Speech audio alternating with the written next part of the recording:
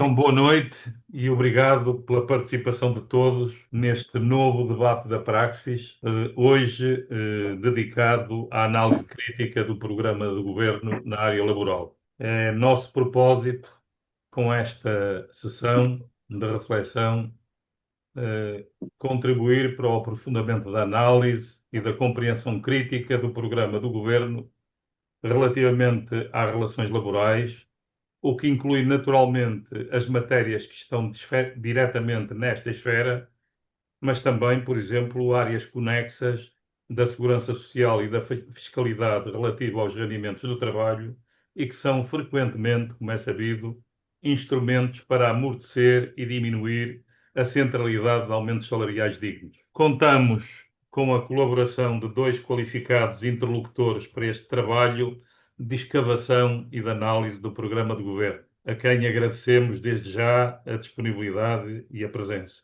A Joana Neto, uma qualificada juslaboralista e docente universitária, e o Paulo Pedroso, sociólogo, ex-ministro do Trabalho e dirigente do conhecido think tank de esquerda Causa Pública. Gostaria de vos adiantar apenas, à laia de introdução para este debate, algumas ideias para o enquadramento da nossa discussão. É verdade que ainda não é possível fazer uma análise concreta de boa parte das intenções enunciadas pelo Governo nas 250 páginas do programa. Para isso, será preciso o conhecimento das medidas efetivas que venham a ser apresentadas e que, para já, em muitos casos, se refugiam atrás de formulações ambíguas e vagas, suscetíveis até de distintos significados mais positivos ou mais negativos e que pretendem notoriamente esconder a mão enquanto preparam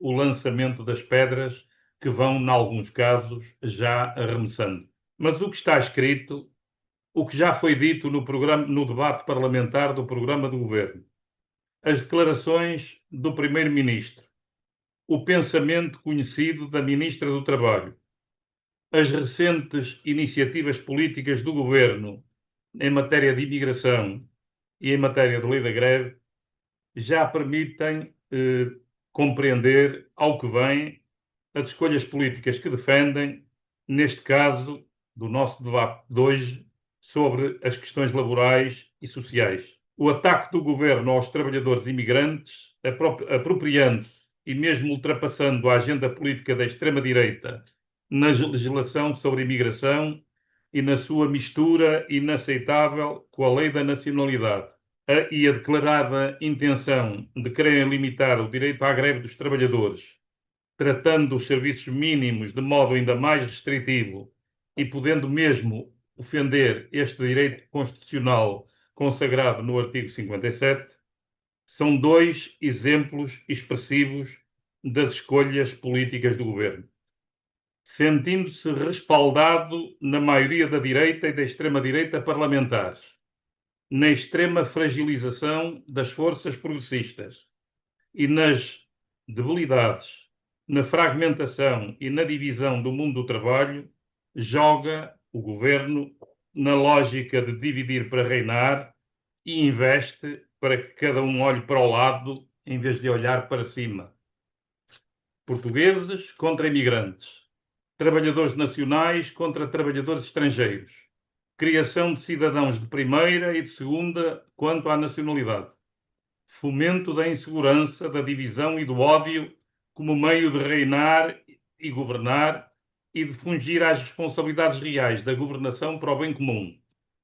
Num contexto destes e com este procedimento, ganha sempre a extrema-direita e perde seguramente a democracia. Apontar como alvo e causa dos nossos problemas os trabalhadores imigrantes indispensáveis ao funcionamento da nossa economia e aos próprios serviços públicos desvia a atenção das responsabilidades governativas na grave crise social da habitação e na degradação do Serviço Nacional de Saúde.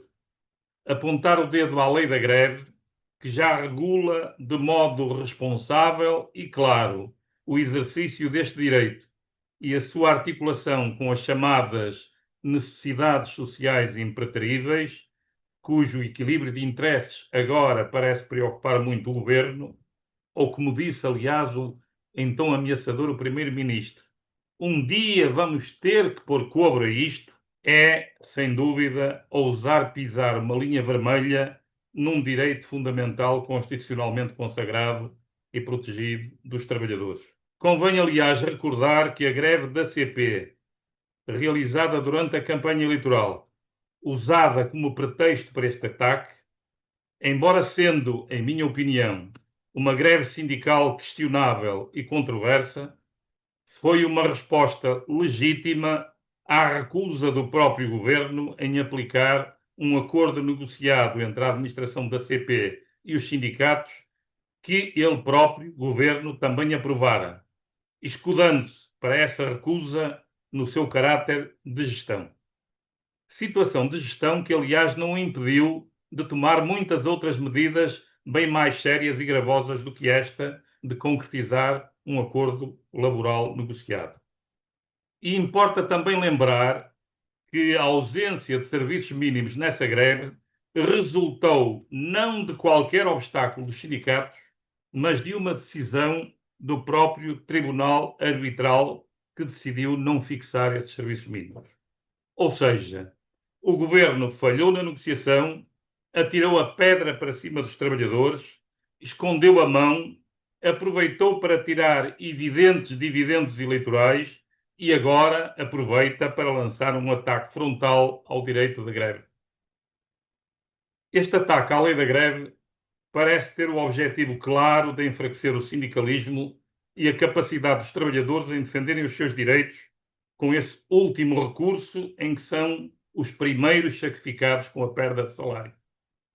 Este ataque mostra, aliás, como são vãs e mera propaganda as intenções, aliás, vazias e sem medidas concretas, proclamadas no programa de governo de reforçar o papel das associações sindicais e redinamizar a negociação coletiva. Cito: quanto ao programa de governo nas questões laborais e sociais, creio que é possível distinguir dois grandes grupos de ideias, aquelas em que é difícil não concordar, dado o seu caráter genérico e os seus aparentes propósitos positivos, mas sem explicitação de quaisquer medidas concretas que as suportem e que permitam entender o que está por detrás das intenções proclamadas.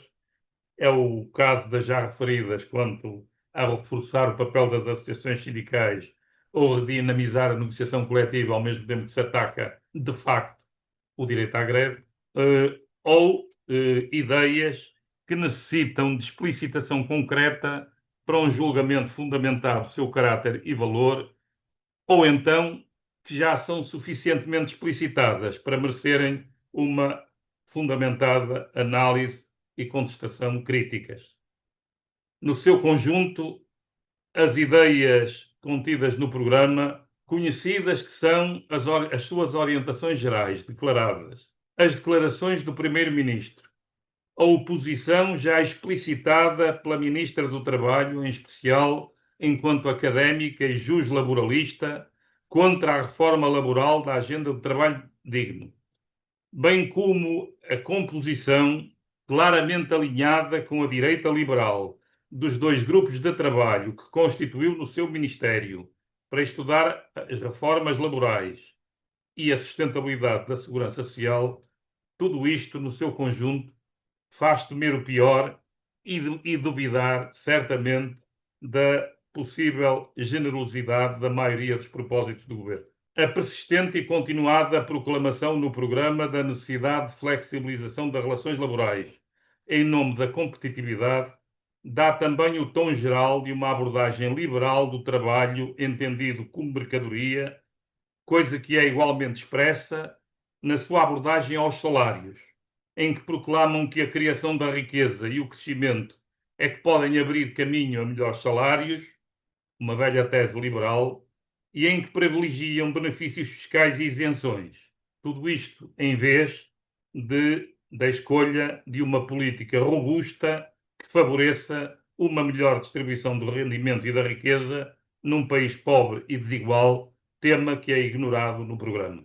Nesta ideia de flexibilização laboral, estão, aliás, acompanhados do governo pelos ultraliberais da Iniciativa Liberal, cuja futura líder, Mariana Leitão, já veio defender em público, na sua moção de estratégia, a liberdade contratual total. SIC, cito, liberdade contratual total entre trabalhadores e patrões, e também a redução dos custos e a simplificação dos processos de despedimento. No limite, parece que os nossos ultraliberais da IEL gostariam do regresso ao século XIX e à eliminação do direito de trabalho como forma de proteger a parte mais fraca na relação laboral, o trabalhador. Recordamos, a propósito desta intenção revisionista das leis laborais, embora não indo tão longe como a IEL, que Maria do Rosário Palma Ramalho, no seu Manual de Direito de Trabalho e em artigos avulsos, fustigou duramente a última reforma laboral ligada à chamada Agenda do Trabalho Digno. Não apenas, o que seria aliás compreensível, quanto às suas insuficiências técnicas e limitações reais, mas pior do que isso, muito pior do que isso, atacando as suas medidas mais emblemáticas e progressivas. Gostaria ainda aqui de relevar a subtil e significativa mudança de posicionamento deste governo em relação ao diálogo social e à concertação social. No programa eleitoral que a AD apresentou nas eleições, quando ainda não sabia, portanto, como sairia destas eleições, proclamou, e sublinho, a centralidade, repito, a centralidade da concertação social, a concertação social como modo fundamental, repito, como modo fundamental de decisão e organização coletiva, e defendeu o privilégio da concertação social, cito, na definição das regras da relação laboral, ou seja, acima e além do Parlamento. Alcançada a vitória expressiva que conseguiu nas eleições legislativas, logo mudou de tom. No programa de governo, a concertação social passa a ser vista como fonte de soluções reformistas, cito, as convergências possíveis, repito, as convergências possíveis serão procuradas com boa fé, sem nunca comprometer a clareza das posições que os portugueses sufragaram no passado dia 18 de maio, ou seja, ou fazem o que a gente quer, ou não queremos a concertação social para nada, e deverá ser feita a revisão da legislação laboral, desejavelmente, repito, apenas desejavelmente, no contexto da concertação social. Ou seja, como a ministra já deu a entender em declarações públicas, seguirão em frente usando a sua maioria se não conquistarem a submissão dos parceiros sociais. Como já estão longe, afinal, os tempos em que a direita rasgava as vestes pela concertação social contra os direitos constitucionais e institucionais do Parlamento nestas matérias. 3 últimas questões para o nosso debate e que a Joana Neto, o Paulo Pedroso e os participantes na sessão também poderão comentar, além, naturalmente, da análise especializada que vão fazer ao programa do Governo. Primeira questão. A profunda alteração da relação de forças política parlamentar, com um sério enfraquecimento das forças progressistas e uma expressiva maioria da direita e da extrema-direita, não justificariam investir mais, uma maior valorização do espaço público, do sindicalismo, do mundo do trabalho organizado, da cidadania, como dimensões fundamentais da defesa do Estado Social e do trabalho digno e com direitos, exigindo isso, a ser assim, mais reflexão quanto aos modos de ação coletiva e quanto ao estreitamento das relações e das dinâmicas entre movimento sindical e sociedade, e menos o fechamento do mundo do trabalho na sua zona de conforto? Segunda questão. As incertezas e os riscos maiores da época que vivemos não exigem que se enterrem ódios e azedumes velhos de 50 anos e que, respeitando embora as distintas identidades e orientações sindicais, se promovam novos modos de convergência de vontades e da ação coletiva entre as duas confederações sindicais, novos modos de convergência de vontades e da ação coletiva fundados na unidade na ação dos trabalhadores, designadamente perante as ameaças maiores representadas pelos propósitos do governo quanto ao direito de greve e cujo vencimento, cujo sucesso, seria uma nova machadada no sindicalismo. Terceira e última questão. A nossa abordagem à revisão das leis laborais e a outras contra-reformas sociais do governo em preparação deve ser uma abordagem de resistência e defensiva apenas, ou é nossa obrigação também, para resistir melhor e com mais eficácia, debater e propor alternativas que melhorem as leis laborais onde é preciso e que mostrem que outras escolhas políticas são possíveis. Ou seja, e para concluir, não só contestar os ataques, não só resistir, mas também debater o que faz falta e o que é preciso mudar do ponto de vista do mundo do trabalho. Afinal, o que é que faz falta nestes domínios que hoje aqui vamos debater? Está, pois, aberto o debate. Agora a palavra, primeiro aos nossos conferencistas convidados, a Joana Neto e o Paulo Pedroso, a quem agradecemos mais uma vez a disponibilidade de participação.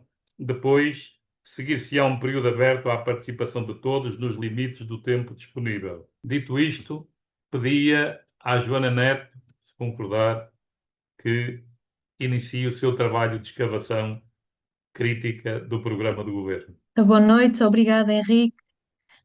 Queria, claro, agradecer à Praxis este convite e felicitá-la por esta iniciativa que é de veras oportuna. E antes de fazer a minha reflexão, gostava de fazer um esclarecimento prévio.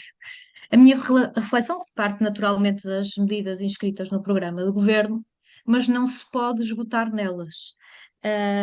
Pelo que eu vou tentar, de forma breve, naturalmente, analisar alguns aspectos que têm surgido, algumas matérias que têm surgido em alguns artigos de opinião, posições públicas, afirmações de intenção, nomeadamente entre as matérias essenciais, e o Henrique de alguma forma já arrepiou o caminho, modalidades de contratação, a questão do despedimento e a greve, sendo que a greve, apesar de ser referenciada no programa, não é de todo objeto de grandes desenvolvimentos do ponto de vista material no programa de governo. Ora, sabemos que a concertação social certamente introduzirá alterações que vão além do conteúdo do programa, mas não é difícil intuir o que pode estar em cima da mesa, tendo em conta não só a matriz desta revisão laboral, que se antevê na própria redação do programa.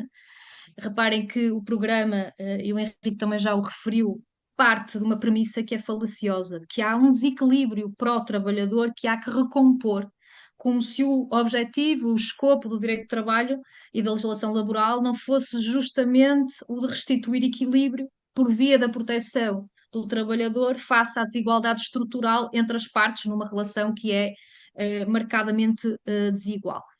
Mas esta ideia vai sendo reiterada ao longo do programa, ou seja, de que há aqui um desequilíbrio para o trabalhador na legislação laboral.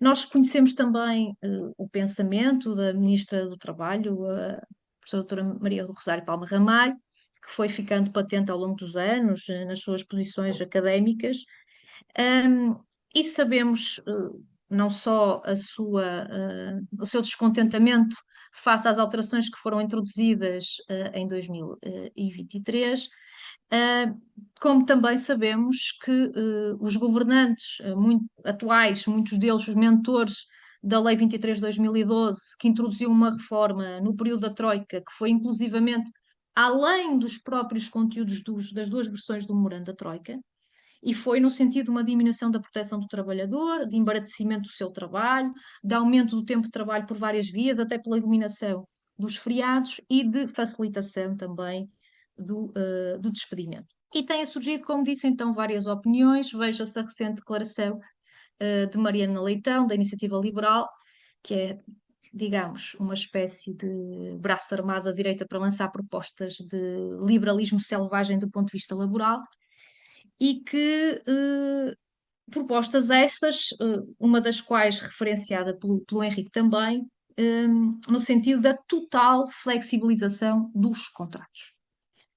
Naturalmente que as posições de Mariana Leitão implicam uma revisão constitucional, mas mais do que isso, colidem com o próprio direito da União Europeia.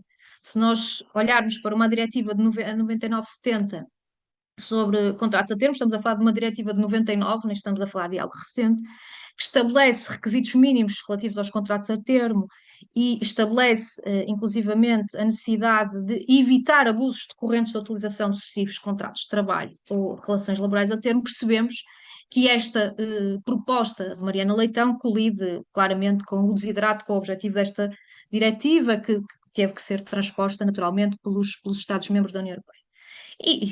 E poderíamos continuar por aí fora também com a violação de convenções da Organização Internacional do Trabalho ratificadas por Portugal. Outras declarações que também me causaram aqui alguma perplexidade pela ousadia, mas não tanto pelo seu conteúdo, tendo em conta que me vou referir às declarações de Álvaro Santos Pereira, economista da OCDE, ministro do governo Passos Coelho, em que, a determinada altura, afirma que, contrariamente a todos os outros, estou a citar, a todos os outros países da OCDE, temos uma restrição absoluta dos despedimentos individuais e diz mais que as empresas, se quiserem reestruturar, fazem despedimentos coletivos. Ora, esta afirmação é falsa. Não só a falta de eficiência se pode materializar naturalmente de um trabalhador em violações de deveres laborais que podem consubstanciar uma justa causa de despedimento, como a própria Lei 23 de 2012, a de 25 de junho, a Lei da Troika, introduziu uma alteração ao Código de Trabalho que permite um despedimento por inadaptação sem alterações introduzidas ao posto de trabalho, com fundamento, por exemplo, em quebras continuadas de produtividade. Se eu tenho dúvidas sobre a constitucionalidade desta figura que ainda persiste no Código de Trabalho português, tenho. Já o escrevi oportunamente. Mas a questão é que isto revela que o ex-ministro sabe que esta afirmação é falsa e tanto sabe que defende uma alteração à Constituição da República Portuguesa que liquida a proibição dos despedimentos sem justa causa, ou seja, que no fundo faz com que o despedimento, o objetivo, o desiderato dessa alteração que é pretendida por este ex-ministro, é de liberalizar os despedimentos. E mesmo sabendo, porque a entrevista continua com uma referência aos despedimentos coletivos, que nós sabemos que são altamente flexíveis, bastante desregulados, introduz mais um engodo nesta entrevista, dizendo para que devemos despedir 50 trabalhadores se queremos despedir um, como se uma empresa despedisse 50 trabalhadores para poder despedir um trabalhador. Não é? Pronto, de resto, o jargão económico da competitividade económica, da rigidez laboral do código, são repetidas. E eu pergunto que competitividade económica é essa que assenta em contratos precários, em insegurança no trabalho, em condições de trabalho que não são dignas. Talvez o tipo de trabalho que se criou justamente durante o período da Troika e que floresce em setores de baixo valor acrescentado, que não contribuem, pelo menos sem um planeamento estratégico e sem políticas públicas para alavancar a inovação, o desenvolvimento, como é o caso do turismo. Em matéria de greve, também tem sido objeto de muita discussão, sobretudo a pretexto de duas greves, a greve do CP e a greve do INE. Primeiro, o esclarecimento.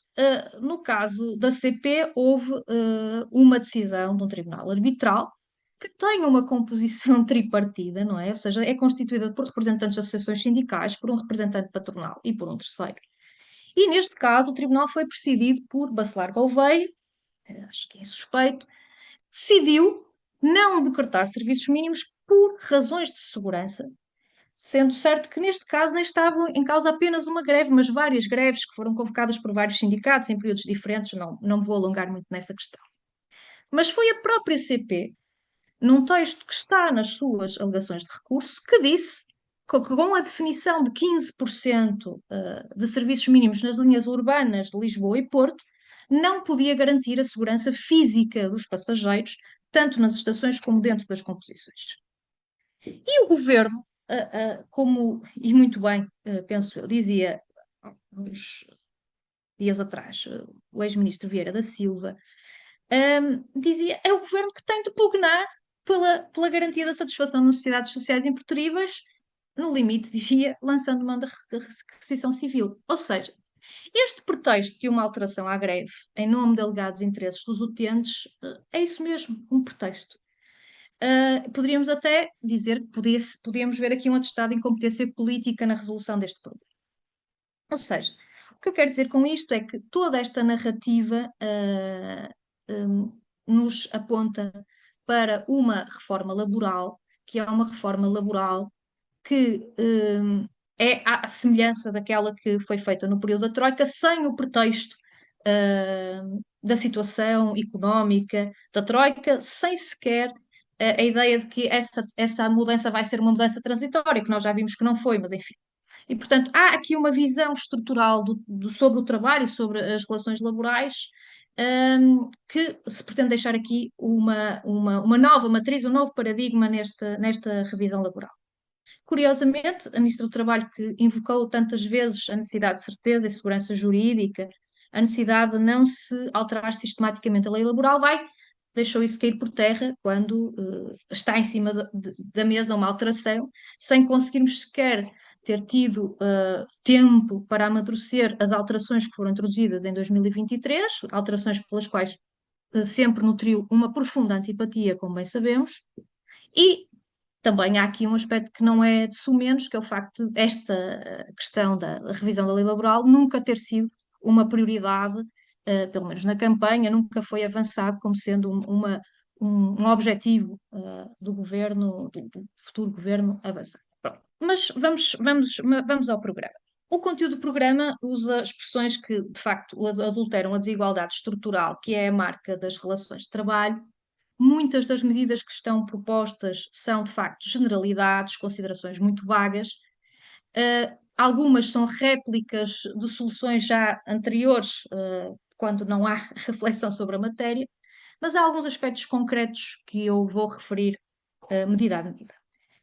Ora, em primeiro lugar, há uma referência, de facto, ao teletrabalho, sendo que o teletrabalho foi objeto de uma revisão bastante profunda em 2021, no contexto da pandemia. Depois houve digamos, um acrescento em 2023, no sentido de reconhecer o direito ao teletrabalho aos trabalhadores com filhos com deficiência, que foi até objeto de alguma crítica, no sentido de se reconhecer simultaneamente o direito também aos próprios trabalhadores com deficiência ao teletrabalho. Será esta alteração que se quer introduzir? Não me parece que seja, tanto mais que naquilo que diz respeito aos grupos vulneráveis e às medidas antidiscriminação, este programa é uma mão cheia de nada. Não diz absolutamente nada. Parece-me que o objetivo deverá ser, penso eu, dar maior margem de discricionariedade ao empregador, nomeadamente quanto à possibilidade de retoma do regime presencial. Há uma referência também ao nomadismo digital, a questão dos nómadas digitais, que muitas das vezes são teletrabalhadores logo ab início, logo no início da relação de contrato. Também há feita uma referência, mas não sabemos qual é o sentido das alterações nesta matéria. Aquilo que é mais preocupante é que, de facto, há aqui uma menção, uma tónica muito clara nas matérias do tempo de trabalho, nomeadamente uma referência ao banco de horas. E qual é que será a intenção em relação ao banco de horas? Parece-me que não é preciso ser um visionário para intuir que há aqui provavelmente a intenção de retomar uma figura que é o banco de horas individual. Nós sabemos que o trabalhador não está em condições de igualdade neste processo negocial, sabemos o quão penoso é, quando se revelou penoso a introdução do banco de horas individual, daí ter sido revogada essa figura, e, portanto, antevê-se aqui a possibilidade de o governo, de alguma forma, tentar retomar esta figura. Até porque há sempre um pendor ao longo do programa de tentativa de flexibilização e, ao mesmo tempo, uma referência sistemática à conciliação, que é uma matéria que é muito cara, a professora Maria do Rosário Palma Ramalho, mas que fala-se de conciliação, mas todas as medidas que são indicadas vão no sentido inverso. Portanto, há aqui uma contradição de termos. E não é prevista nenhuma medida que vá no sentido da promoção da conciliação. Acréscimo de dias de férias a trabalhadores por turnos ou noturnos? Não há. Aumento do acréscimo retributivo de prestação de trabalho suplementar? Não há. Redução do horário de trabalho? Não há. E, portanto, também sabemos que a ministra não simpatizou com o projeto piloto da semana de 4 dias, apesar dos resultados positivos que foram identificados. Por sua vez, e esta é uma matéria que tem feito correr muita tinta, prevê-se aqui uma alteração em matéria do direito a férias, que tem surgido em algumas peças jornalísticas como uma troca de salário por dias de férias. Nós não sabemos ainda qual é que efetivamente a moeda de troca, ou seja, esta possibilidade de trocar, de ganhar dias de férias a troco de quê? Pode ser salário, pode ser tempo de trabalho. Mas se esta é uma troca por salário, não estamos a falar de um benefício, estamos a falar de uma troca. E se estamos a falar de tempo de trabalho, estamos, nomeadamente trabalho suplementar, estamos a falar de uma perda de um acréscimo retributivo por trabalho suplementar. Portanto, não só aqui não é um benefício, como é mesmo um prejuízo para o trabalhador. O benefício, sim, seria atribuir mais dias de férias sem perda salarial. Isto não, obviamente não acontece no programa de governo. Como disse, não sabemos qual é que vai ser a moeda de troca para este aumento de dias de férias, mas é claro que este mercado das férias, não é? Esta compra de dias de férias que excedam o mínimo legal de 22 dias de férias, não estava, à partida, vedada a autonomia das partes, já havia várias entidades que o faziam, mas não é toda uma medida de promoção da igualdade. Tanto mais que, como sabemos, se estamos a falar de salário de trabalhadores com baixos salários, dificilmente estarão em condições de disputar este mercado das férias, e se estamos a falar de trabalho suplementar, muito menos, porque acarreta, de facto, um prejuízo. Portanto, mais uma medida que não é uma medida de promoção da igualdade, não é uma medida de promoção da conciliação e que não representa nenhum benefício para o trabalhador. Temos também algumas referências à transição entre trabalho remoto e regimes de horário de trabalho, sendo que fala-se aqui de um enquadramento flexível de transição entre durações do período normal de trabalho suplementar, do período normal de trabalho semanal, peço desculpa, e ajuda a ajuste percentual da remuneração, e nós não percebemos, ficamos sem perceber muito bem o que é que isto é exatamente, mas a verdade é que nós já temos modalidades de trabalho a tempo parcial, quer horizontal, quer vertical, e parece que aqui há mais uma preocupação de desregulação do valor remuneratório do que outra coisa. Outra intenção mas como digo, também nesta matéria ficamos numa nebulosa de informação sem perceber exatamente aquilo que o governo pretende nesta matéria. Em matéria de negociação coletiva, é feita uma referência à necessidade de redinamizar a contratação coletiva e, ao mesmo tempo, de limitar as portarias de extensão, invocando que as portarias de extensão são medidas que não promovem a filiação sindical. Ora, a questão é que onde é que há aqui alguma alteração que de facto altera as ditas normas antissindicais? Que alguma alteração no sentido de impedir a aplicação das convenções coletivas por decisão unilateral do empregador aos restantes trabalhadores não sindicalizados para desincentivar a filiação sindical? Não há. Há aqui alguma limitação à possibilidade de escolha da convenção coletiva aplicável por parte de trabalhadores não sindicalizados? Também não há. Portanto, aquilo que vai acontecer é, por via desta limitação à portarias de extensão, sem acompanhamento de alterações em relação a estas normas que são consideradas normas antissindicais ou estas formas dos empregadores dissuadirem a filiação sindical, o que vai haver é uma diminuição da cobertura das convenções coletivas, deixando um universo cada vez maior de trabalhadores desprotegidos. Portanto, é isto que vai acontecer. Como vos disse, em relação aos grupos vulneráveis, é uma mão cheia de nada, portanto, não há muito a acrescentar. É feita uma referência às plataformas digitais e queria deixar aqui uma nota, que é o seguinte. a ministra Maria do Rosário Palma Ramalho sempre manifestou a sua antipatia com a presunção do 12A, uma presunção que foi introduzida específica para o trabalho realizado através de plataformas, que no fundo o objetivo é facilitar o reconhecimento da existência de um contrato de trabalho. Mas a verdade é que existe uma diretiva das plataformas que obriga os Estados-membros a adotar uma presunção. E a questão é, o que é que a ministra pretende fazer? E, portanto, vou aqui lançar umas conjecturas. Das duas, uma, ou pretende aplicar a presunção geral do artigo 12 com as devidas adaptações em número próprio, o que fará, provavelmente, e de acordo com aquilo que parece resultar do teor da proposta do programa, de uma regulamentação da atividade, diminuindo o grau de proteção destes trabalhadores e colocando-os numa espécie de figura híbrida, que nós até já temos no Código de Trabalho, que é os trabalhadores independentes e economicamente dependentes, portanto, ou seja, regulando a atividade, criando aqui uma terceira figura, um terceiro estatuto profissional, e com mais uma preocupação adjacente, que é o facto de se prever uma alteração ao Código do Processo de Trabalho, sabendo nós que houve sempre uma grande antipatia em relação à ação especial de reconhecimento do contrato de trabalho, que não é desencadeada por iniciativa do trabalhador. Nós sabemos que houve vários processos, ações de fiscalização em relação a estafetas, que culminaram com o reconhecimento da existência de contratos de trabalho. Portanto, uma alteração ao Código de Processo de Trabalho que incida sobre esta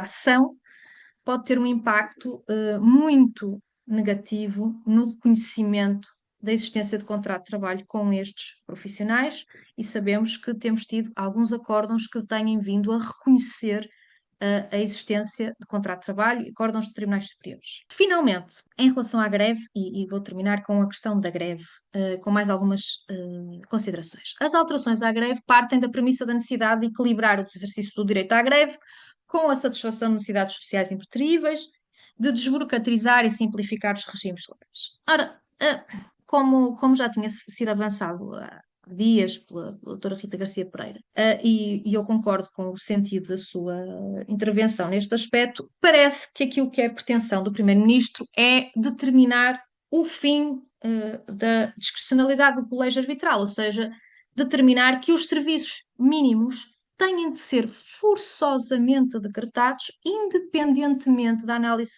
casuística que for feita, justificar ou não que sejam decretados os serviços. Ora,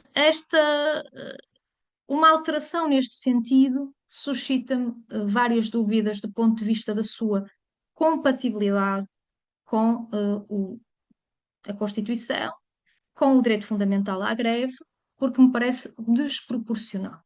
Ou seja, prever a necessidade de serviços mínimos, mesmo que a extensão da greve, que o número de trabalhadores abrangidos não o justifique, será uma medida claramente desproporcional e ao arrepio daquilo que é o direito constitucionalmente previsto à greve.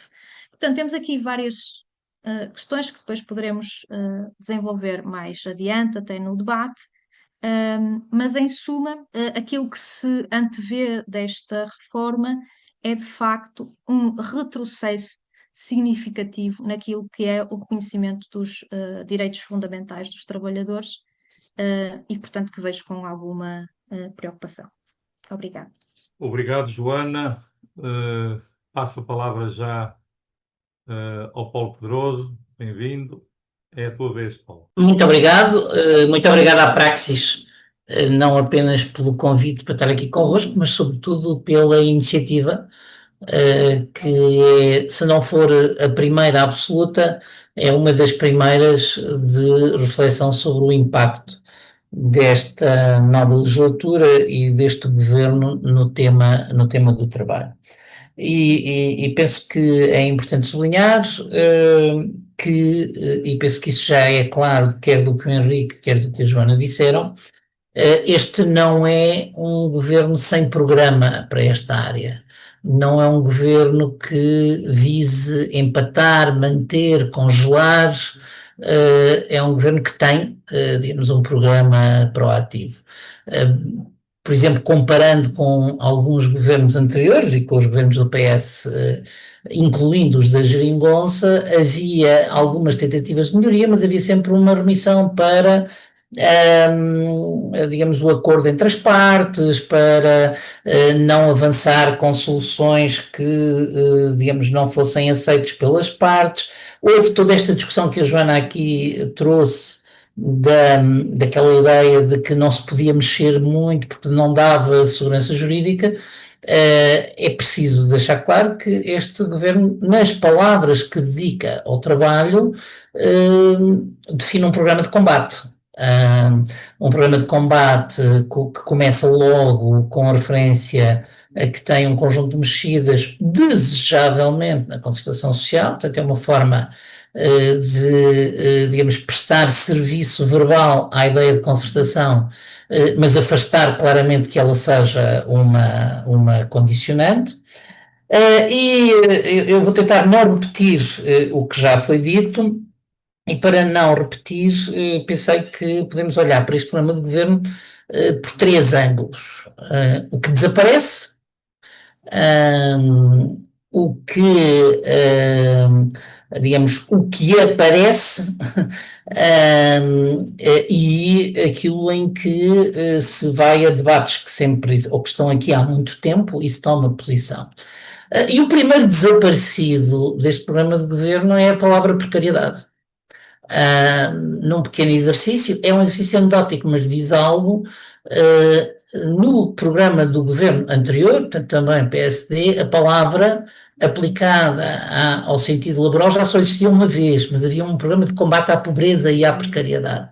A palavra, o conceito, o espírito está completamente desaparecido neste programa. As coisas que já aqui foram trazidas, porque este silêncio ressoa um paradigma, que é um paradigma que não é, digamos, não está atento à desproporção de forças, não está atento às consequências sociais adversas daquilo que vê como um aumento de liberdade, e depois, evidentemente, que se nós formos aqui pegar no jogo de palavras, de onde desapareceu a precariedade, aparece em força a flexibilidade.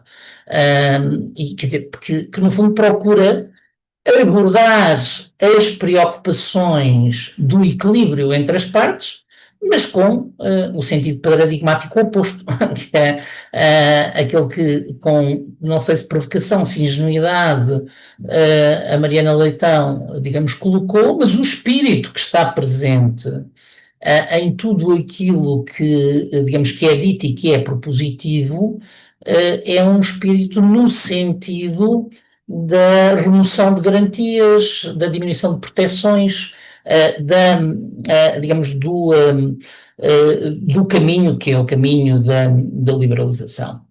Outros ausentes são temas como a redução do tempo de trabalho, temas como,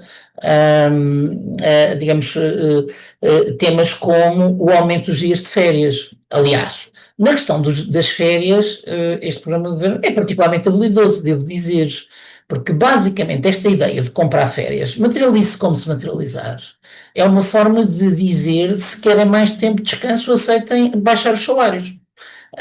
Porque o que é comprar férias para um trabalhador? Basicamente é aceitar dias de férias não remunerados. Digamos, esta é a mecânica, digamos, que aqui está subjacente. E, portanto, quando nós estamos a discutir do ponto de vista político, eu começaria por esta nota, que é as forças sociais progressistas, os movimentos. É importante que façamos oposição ao que está proposto, mas que não caiamos em aceitar discutir as prioridades exclusivamente numa perspectiva de resistência à contra-reforma, ou seja, exclusivamente numa perspectiva de resistência ao retrocesso. Tem que se manter na agenda e temos que nos organizar para manter na agenda os temas a que este governo se vai opor. Até porque, e de algum modo eu salto no raciocínio, mas deixo aqui apenas enunciado, até porque se não houver descontentamento, este programa será mais fácil de passar. E, portanto, a minha convicção é que em matérias laborais é muito importante que haja descontentamento, mas já lá irei. A segunda questão que me parece importante chamar a atenção é para o que aparece e que, digamos que tem subjacente uma visão, que rompe com os equilíbrios que foram construídos basicamente nas últimas décadas. Já aqui foram ditos vários exemplos deste sentido liberalizador, que me parece que não é uma batalha que para esta ministra seja uma batalha medida a medida, ou seja, ela irá até onde conseguir, nas medidas que tiver força para fazer, para procurar fazer avançar essa agenda.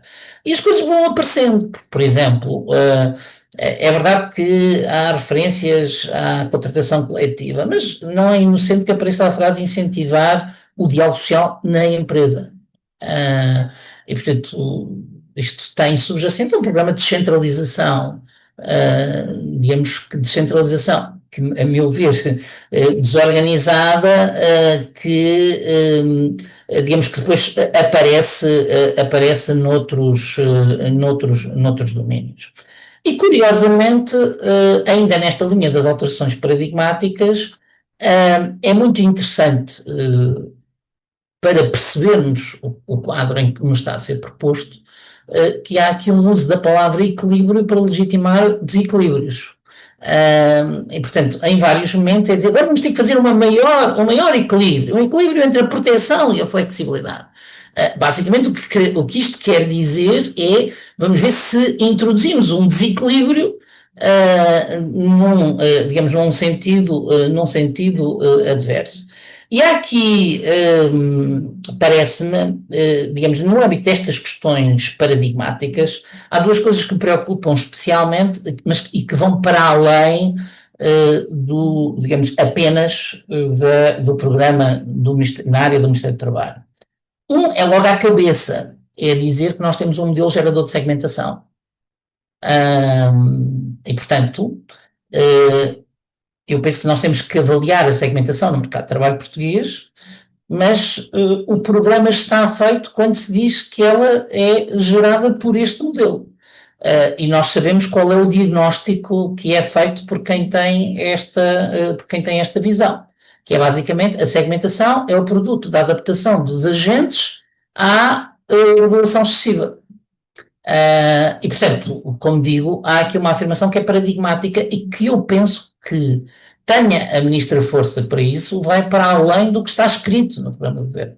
Quer o Henrique, quer a Joana já chamaram a atenção, que estas medidas são medidas, de algum modo, genéricas, digamos, embora já revelem algumas coisas, mas o que me parece que é essencial é olhar para o sentido político da intervenção, porque esta é uma ministra com um programa, que isso já aqui foi dito, é uma ministra com um programa, com uma visão, portanto, em nome de diminuir um modelo gerador de segmentação, ela procurará rever os equilíbrios numa perspectiva que é de contra-reforma ou reacionária, digamos como preferirem.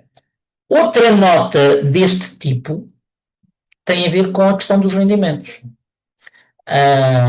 porque será difícil alguém opor-se digamos, a quem diga que visa aumentar o salário médio.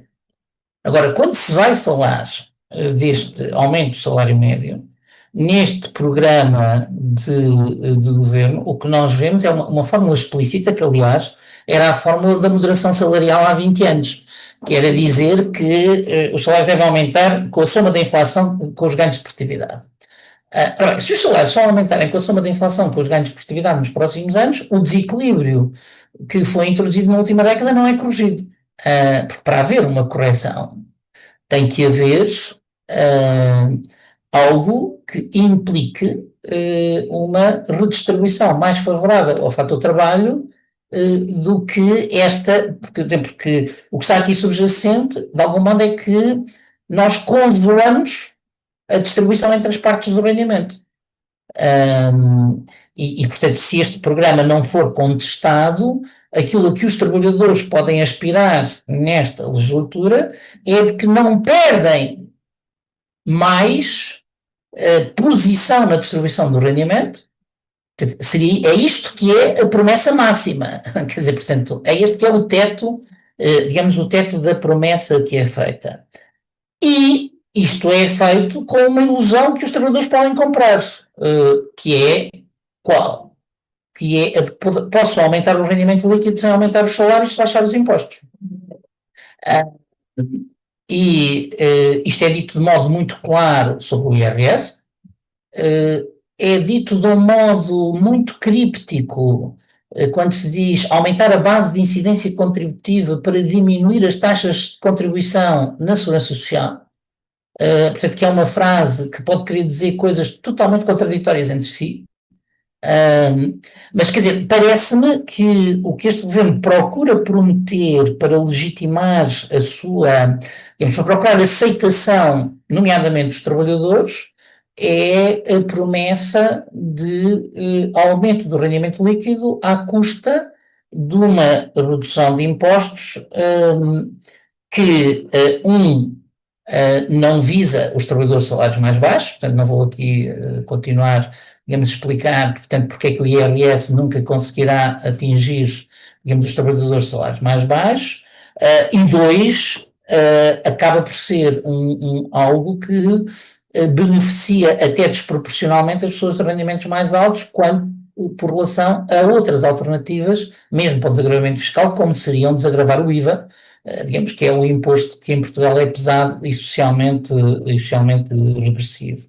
E se precisássemos de um exemplo desta visão, para além daqueles que eu disse, era interessante olhar para o que se diz sobre o subsídio de desemprego.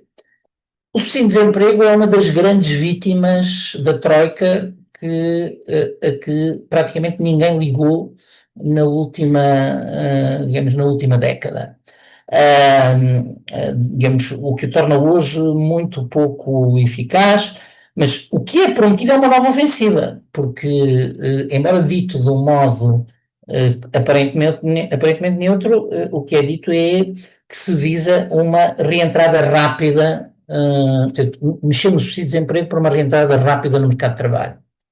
Nós sabemos o que é que normalmente está por trás dos incentivos a uma reentrada rápida no mercado de trabalho.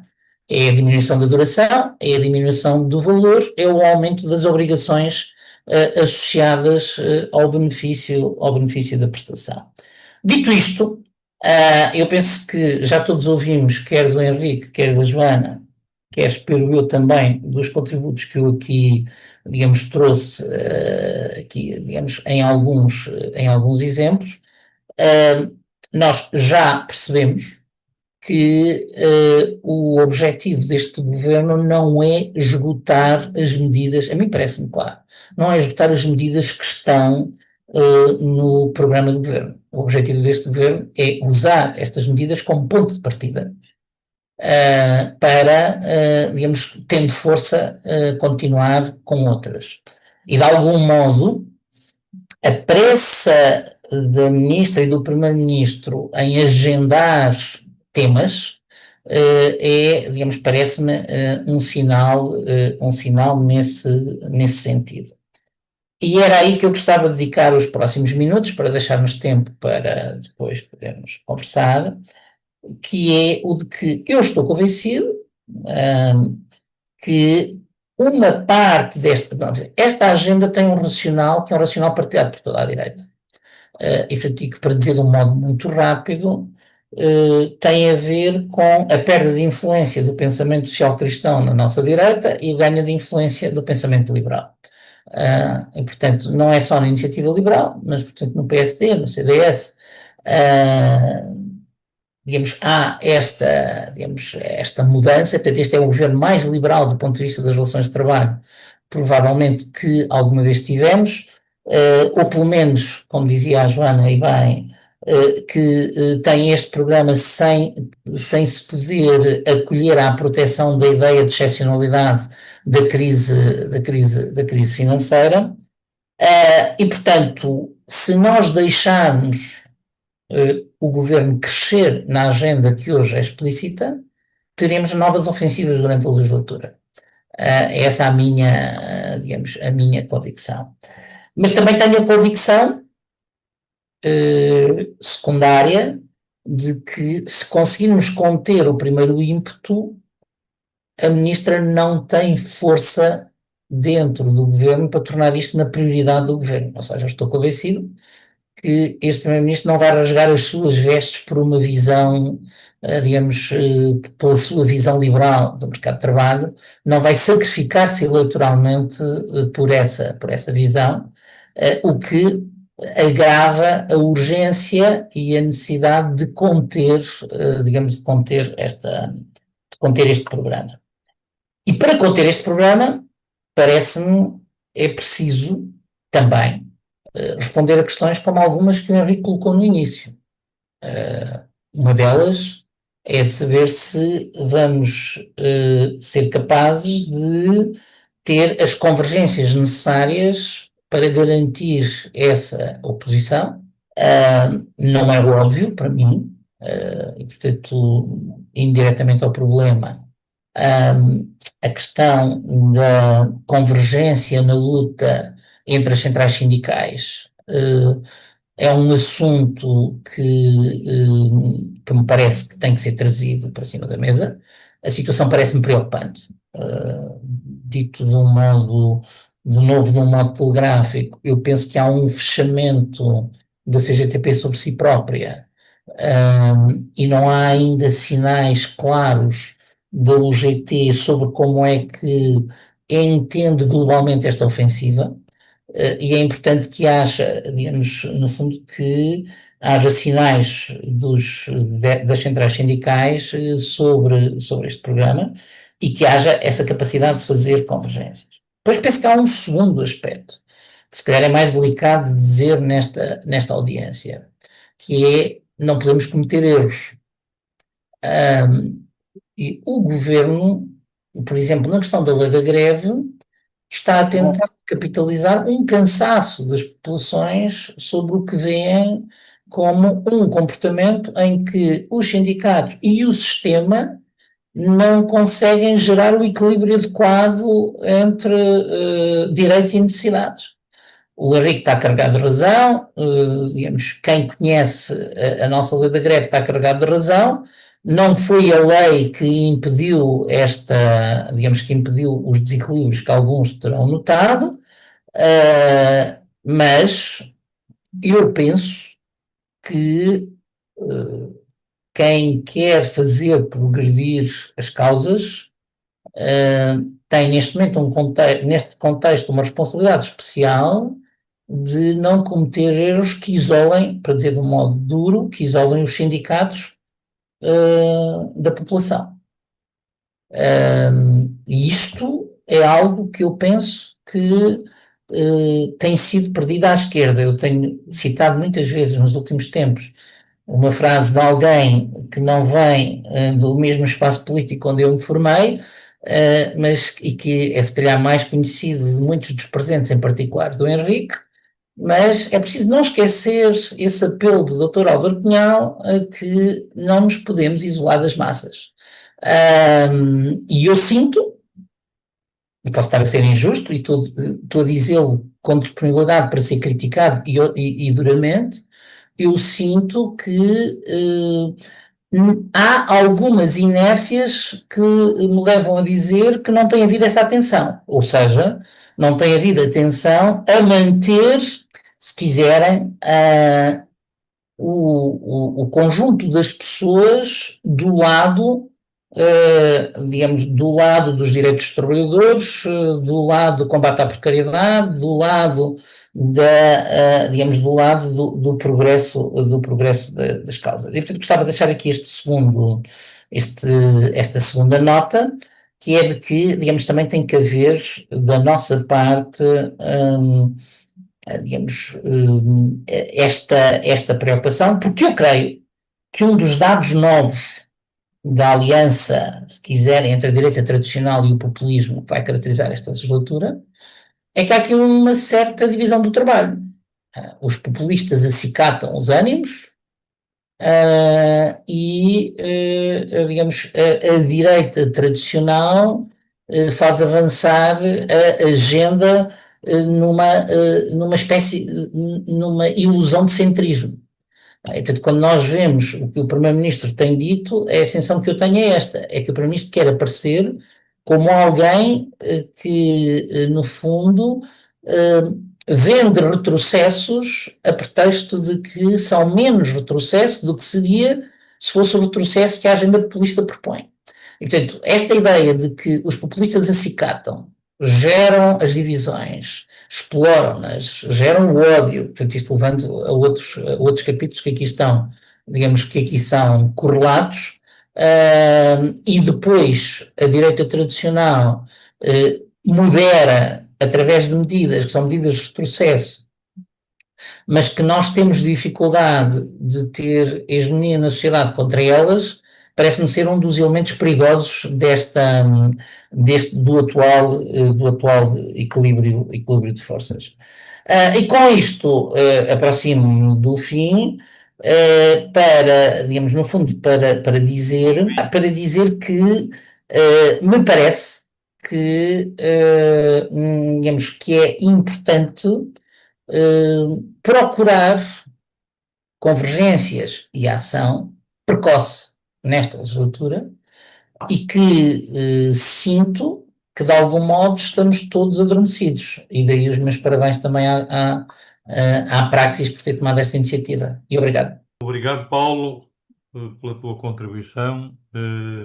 Concluídas as duas excelentes participações da Joana e do Paulo, é agora a vez do debate com os que estão connosco nesta sessão. Apesar do apelo a que se inscrevessem durante as duas intervenções, não tenho ainda o registro de quaisquer inscrições, seja acionando a função de levantar a mão no painel inferior do Zoom, seja por chat, o registro no chat. Pergunto aos participantes na nossa sessão se têm questões ou opiniões que queiram partilhar dentro dos limites do tempo disponível. E, portanto, é agora a vez, se quiserem falar, costuma-se dizer falem agora ou calem-se para sempre. Não será bem o caso, mas fica aqui o apelo. Então, para não vos demorar mais, eu, em primeiro lugar, queria dar os parabéns à Praxis por ter tomado esta iniciativa, porque muitas vezes se pensa, vamos estar à espera de ver como é que as medidas se vão concretizar ou as intenções para depois reagir. Ora, já, de facto, como foi apresentado, como foi muito bem apresentado, quer pelo Henrique, quer pela Joana, quer pelo Paulo Pedroso, já há, digamos, elementos muito importantes, para além de ser esperável que num contexto de maioria de direita, com 2/3 na Assembleia da República, não é de esperar outra coisa senão que haja mudanças ou tentativas de mudança, eu diria, radicais no plano das relações de trabalho. Há algumas questões, algumas notas que foram avançadas que sugerem que se retomam questões e medidas que foram medidas do tempo da Troika, quando estamos a falar, por exemplo, dos bancos de horas individuais. Há a ideia implícita de da negociação individual com os trabalhadores, que provavelmente virá sobre outras matérias. Esta questão é preciso, penso eu, ter alguma atenção ao que vai aparecer. A negociação da empresa, o diálogo da empresa, é a mesma retórica que aparecia quando foi o programa da Troika e que foi, de alguma maneira, o cimento dos vários programas da Troika na Grécia e noutros países, não é? De descentralização da negociação coletiva desorganizada, isto é, desmantelamento. Fez muito bem em chamar a atenção a Joana para a questão da extensão das convenções coletivas e do perigo, portanto, da redução da cobertura das convenções. Portanto, essa questão retoma. Portanto, também são questões que vinham desse tempo. Portanto, como se sabe, houve o boicote primeiro e depois a revisão dos critérios de extensão. Portanto, há um conjunto de questões que retomam e que repegam na questão, talvez para a aprofundarem. Há também, como disse o Paulo, do lado da proteção no desemprego, digamos, uma remake, se pode dizer assim, que pode ser mais acentuada relativamente ao que se tinha passado com a Troika. Portanto, no programa da austeridade isso também estava. Portanto, há um conjunto de coisas que são, eu não diria, é mais do mesmo para pior, no mesmo sentido, e há, digamos, fatores novos. Não vou, enfim, pegar em todos os que foram mencionados, mas destacava a questão da lei da greve. Para mim é, digamos, aqui a questão mais central. Não estou a dizer que as outras não sejam, designadamente a matéria de facilitação de despedimentos e em matéria de generalizar, digamos, essa facilidade de despedir, que torna de facto toda a gente precária e, portanto, deixa de haver precário e não precário, passam todos a ser precários, porque efetivamente pode-se chamar contrato permanente, mas se poder despedir muito facilmente, de facto, é isso que acontece. Mas, portanto, penso que a questão da lei da greve e da legislação no sentido de facilitar os despedimentos vão ser questões que vão exigir muita atenção. Estou muito preocupada, como o Paulo, sobre como é que a questão da greve pode ser, porque evidentemente os trabalhadores podem ser sensíveis a toda a discussão de que colide com a Constituição, colidirá com a Constituição, colidirão mexidas na lei da greve significativas, mas nós não sabemos até que ponto as pessoas são sensíveis a este argumento da Constituição, para além das pessoas mais conscientes politicamente e que têm essa noção, não é? A direita procura efetivamente instrumentalizar o descontentamento das pessoas e, portanto, eu não estou a dizer que neste caso aconselharia prudência relativamente a fazer ou não fazer greves. Vão acontecer greves necessariamente. A expressão desta reação do lado do governo, ou do ponto de vista político, vai encontrar expressão no ponto de vista patronal, certamente, e, portanto, isso irá acontecer. Agora, o que me parece que é muito importante, eu diria, é que nessa matéria, numa matéria que é absolutamente central, que é um vetor estruturante das relações laborais em Portugal, nós temos uma Constituição que, no plano do direito à greve, é das mais progressistas, se não a mais progressista da Europa. Eu diria que a convergência, que há alguns temas de convergência que seriam importantes estabelecer entre as centrais sindicais e que os sindicatos fizessem movimento nesse sentido e houvesse algum movimento social, de alguma forma, nessa direção, era justamente em matérias como a questão da lei da greve e em matérias como a questão dos despedimentos, relativamente às quais, se forem postas em conjunto, tornam mais perceptível quais são as intenções deste governo do ponto de vista de desmantelar a capacidade de defesa dos trabalhadores e da sua proteção. Portanto, eu diria que, evidentemente, nós estamos aqui numa fase ainda, enfim, a antecipar algumas das questões. Eu lembro-me, aliás, o Manuel Carvalho da Silva, na última coluna no Jornal de Notícias falava nisso, da greve geral, da primeira greve geral da CGTP e da UGT, a propósito da legislação sobre os despedimentos do Cavaco. E que não passou exatamente por aí. Porque houve um processo, de facto, de mobilização ao apelo das duas centrais sindicais. Portanto, eu acho que é muito importante que... Agora, se isto é um processo de convencimento do topo e das direções sindicais, das confederações, ou se deve partir ou em simultâneo com a ação dos sindicatos e de discussão alargada, penso que isso é uma questão muito importante. Eu diria estas duas matérias, sem prejuízo de todas as outras questões que foram indicadas, e, evidentemente, também estou de acordo com o Paulo, que este programa é um ponto de partida e irão onde sentirem que podem ir. Eu receio também, até porque nós não temos memória curta, e isto pode não ser muito simpático, mas receio também, digamos, que haja, em vez de convergência, haja de novo uma situação como aquela que aconteceu na altura do memorando da Troika, que foi um acordo de concertação social, que foi, digamos, um acordo de concertação antissocial. E eu não sei se hoje isto se poderia repetir, até porque o quadro político com a maioria de direita cria uma outra situação. Pactuar com este governo que ao mesmo tempo aparece aliado à extrema-direita, a posições racistas, também não seria exatamente muito bem-vindo para o lado sindical, mas que compromissos é que podem ser feitos, que podem estragar uma convergência absolutamente necessária, na minha opinião, sobre a questão da greve e da proteção do direito à greve e sobre a questão, eu diria, de não permitir a degradação da proteção relativamente aos despedimentos, penso que são absolutamente questões-chave.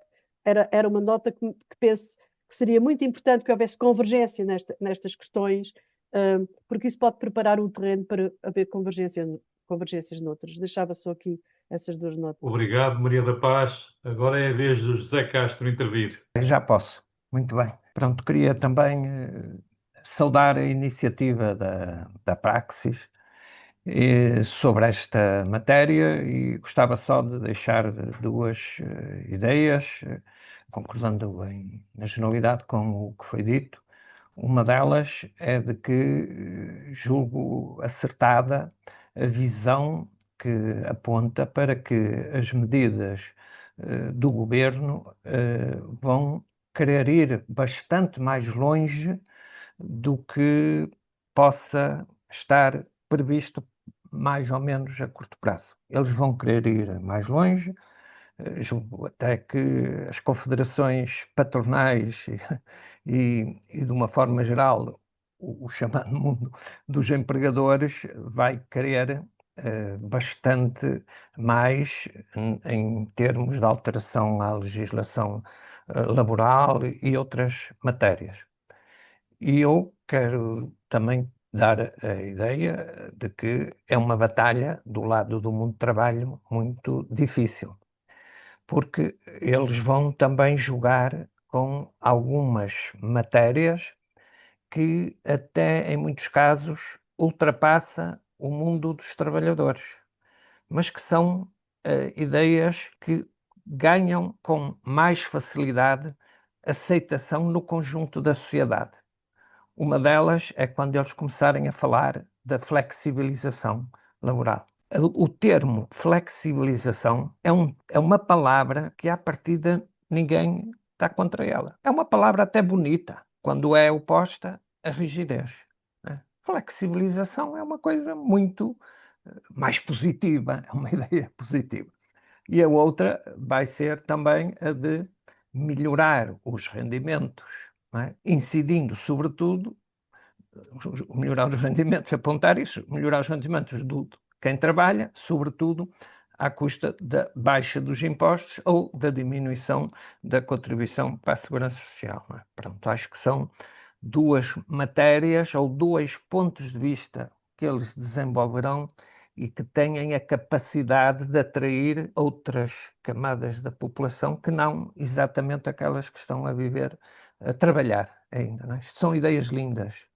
E, digo eu, às vezes, no mundo do trabalho não temos conseguido até criar outras palavras de outra coisa. Pronto, o que é que, passando à outra questão, julgo que, aliás, haverá outras matérias onde eles, mais dia, menos dia, vão mexer. Por exemplo, é sabido que há muito, os grandes escritórios de advogados, enfim, anseiam que o Ministério Público deixe de ter intervenção, patrocínio de ações nos tribunais de trabalho, ou até ter o papel, como têm tido, no mecanismo de reconhecimento da relação de trabalho através da ACT, etc. Portanto, e onde até servir-se das dificuldades do próprio Ministério Público em termos de falta de procuradores suficientes. Concluía com esta outra ideia, que é a gravidade desta situação, digo eu, também devia exigir dos sindicatos e dos sindicalistas e de quem se preocupa com estas matérias, um esforço maior de relacionamento e de ligação com os outros sindicatos da União Europeia, que estão a sofrer, e os seus próprios trabalhadores, seus sindicalizados, processos com muita semelhança, porque isto estamos a ver, não existe aqui só em Portugal. E aí também acho que temos que dizer que tem sido dado muito poucos passos, inclusive há notícias de algumas iniciativas que estão a tentar puxar certos sindicatos. Estou-me a lembrar da alteração às regras da contratação pública a nível europeu para favorecer na contratação pública as condições de trabalho e a negociação coletiva, ou seja, contratar não pelo preço mais baixo, que em muitos casos está associado a condições de dumping laboral, mas incluindo em critérios da contratação pública a nível europeu exigências de cumprimento pelas empresas que se candidatem e, portanto, nunca haver adjudicação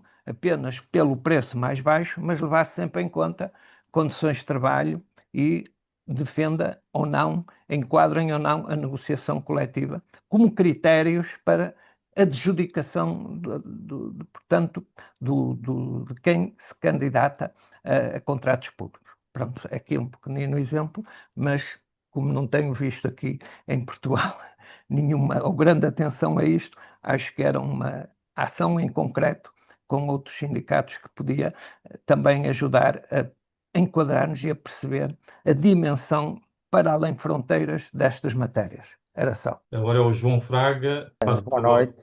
Boa noite. Também agradeço como cidadão, portanto, este debate, esta reflexão, mas também não só como cidadão, como inspetor de trabalho aposentado. Queria chamar aqui a atenção para um aspecto que não é novo e que eu próprio, eu estou aposentado desde 2009, portanto, significativamente não é novo, não é? O senti durante grande parte da minha vida ativa, que é o seguinte: mais flexibilização, mais regulamentação, significa mais desregulação. Desregulamentação significa diminuição de direitos ou mesmo eliminação de direitos. Ou seja, fragilização dos trabalhadores nas relações de trabalho, o que significa mais dificuldade em exercitar esses direitos, mas não só eles próprios, e não há forma mais eficaz de efetivação de direitos que a exercitação pelos próprios trabalhadores e pelo exemplo que dão para os seus colegas nisso, não é? Não apenas isso, mas mais dificuldade no controle. Se nós pensarmos isso ainda por cima num contexto de baixos salários, eu nunca mais me esqueço que de uma frase que um trabalhador me disse, e um trabalhador com um salário já razoável, numa intervenção de limitação do recurso ao trabalho suplementar, não me estraga a minha vida. Eu tenho o carro e a casa para pagar. Portanto, num contexto de custo de vida, de baixos salários, de baixos salários que são um instrumento estratégico, quer dizer, fazer ganhar menos para fazer trabalhar mais, para mais facilidade de recurso ao trabalho suplementar e mais facilidade de recurso, por exemplo, ao banco de horas individual, não é? Que está aí, enfim, na mira. Além disso, com as dificuldades na habitação que se conhecem, não é? Portanto, trabalho a qualquer preço. Mas, sobretudo, também a fragilidade, enfim, infelizmente, sempre foi sindicalizado e foi mesmo delegado sindical e, para além, dirigente associativo na Inspeção de Trabalho, mas com grande pena minha, a fragilidade do sindicalismo. E isso é fragilização subjetiva dos trabalhadores. Portanto, o apelo que aqui está a ser feito do debate público, evidenciando coesão e unidade e força do sindicalismo, repercute na exercitação efetiva de direitos nos locais de trabalho e numa maior eficácia e eficiência de controle dos sistemas de controle público das condições de trabalho. Era também este risco associado que está aqui em causa. Era só. Boa noite. Obrigado, João Fraga, pela sua contribuição. Agora é a vez da Maria Augusta Souza. Olha, antes de mais nada, boa noite a todos e também queria saudar a Praxis por esta iniciativa que considero essencial no momento que se está a viver e que se vai viver, sobretudo, e também agradecer à Joana e ao Paulo os contributos que nos trouxeram na identificação daquilo que se antevê, que esteja explícito ou implícito, mas que se antevê de agravamento do que às relações de trabalho diz respeito, à diminuição dos direitos dos trabalhadores diz respeito e, portanto, sobre isso, creio que tanto a intervenção inicial do Henrique como as duas daqueles que se disponibilizaram a ir partilhar connosco as reflexões que já tinham feito sobre isto, creio que é de uma riqueza fundamental e sobretudo, eu que agora ando mais afastada das coisas, ajuda a compreender o alcance do que está em causa.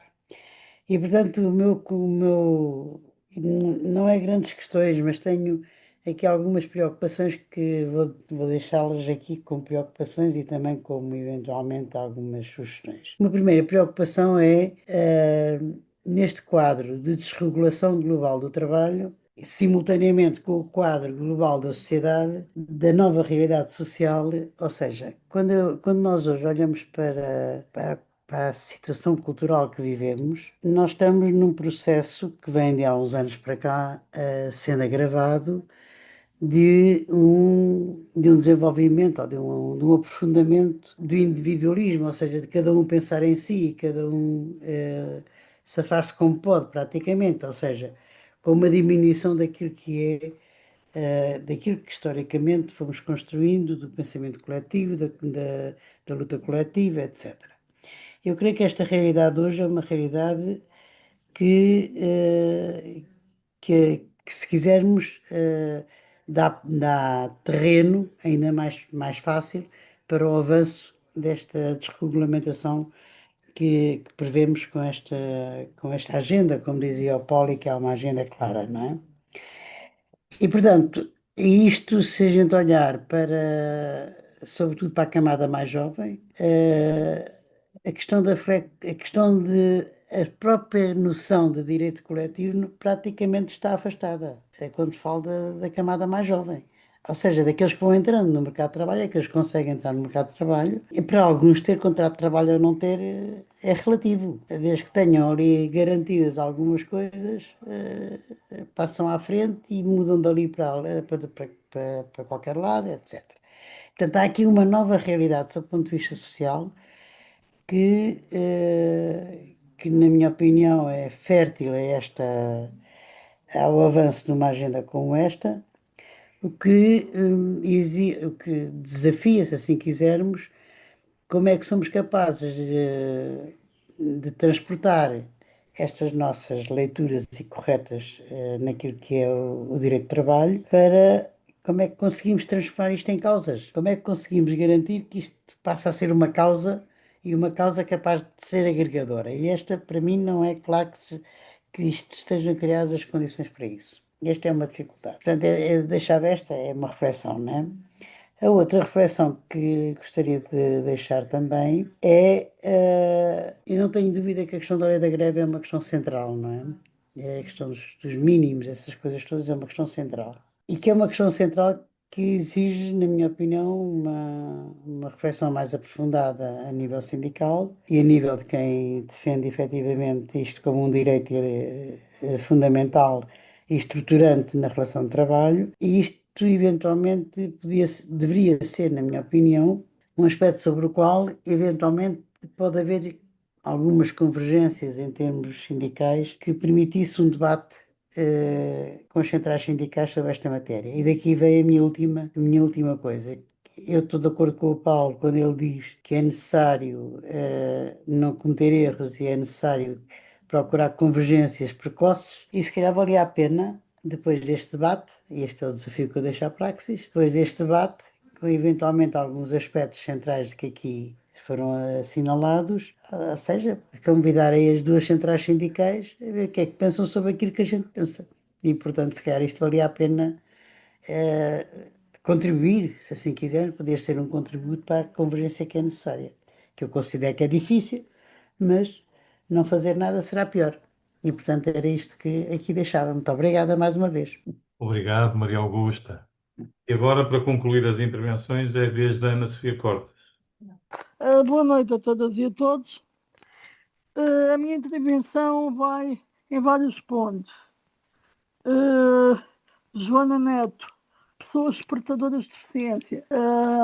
Há aqui, quer dizer, há uma diminuição de direitos porque há uma ideia de que algumas pessoas, porque há a ideia de que as pessoas portadoras de deficiência não estão preparadas para ingressar no mercado de trabalho. E as empresas têm dificuldade de acolher essas pessoas por várias ordens. Relativamente pegando na intervenção da Maria Augusta Souza relativamente aos jovens, os jovens defendem o direito a 30 horas de trabalho, ter seguro de saúde, ter todo o tipo, usufruir todo o tipo de direitos, mas ao mesmo tempo não defendem uma ação, não defendem digamos, uma ação coletiva para os trabalhadores se organizarem e também não veem o trabalho como um valor social em si. Ou seja, para as pessoas mais jovens, o trabalho não tem valor social. O trabalho perdeu valor social. Isso é um problema na mobilização do sindicalismo. Também aqui acrescentar as populações imigrantes. As populações imigrantes têm um direito muito.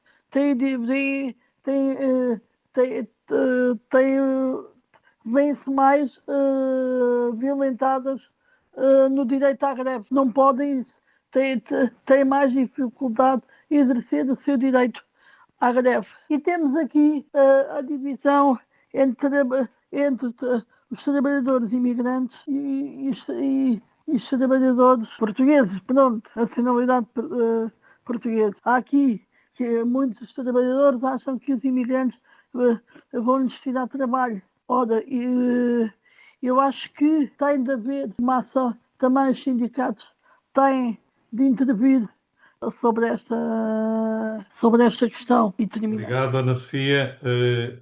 O Rui Moreira, de facto, inscreveu-se via chat. Tenho a palavra agora para encerrarmos mesmo as intervenções.